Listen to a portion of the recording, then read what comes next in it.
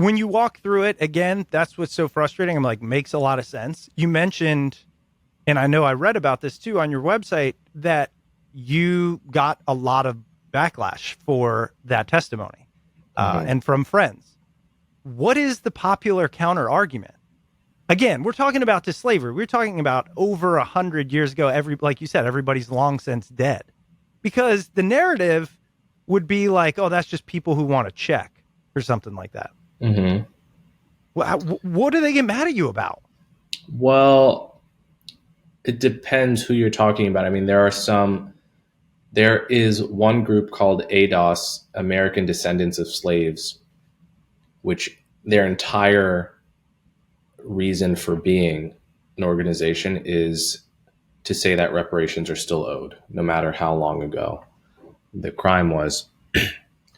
I don't know if they would extend this to other groups that experience crimes, but certainly in their own case, they believe reparations has Right. no statute of limitations. And so they came after me pretty hard, and I don't know if I would say they're super organized, but they're somewhat organized. Mm. And then other people just everyone has, I guess, their own objection to it.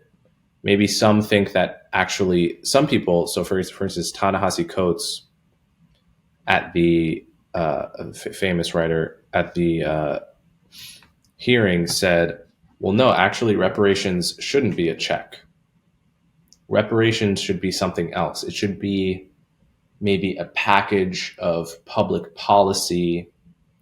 It should be a kind of reimagining of the American economic and social structure.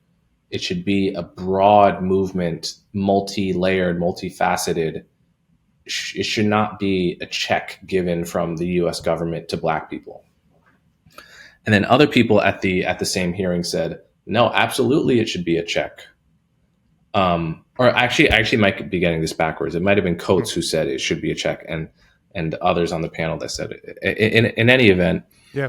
everyone has their own conception of what it would be, and so in the abstract, I think the whole thing is a distraction. It goes back to the quote that you said earlier.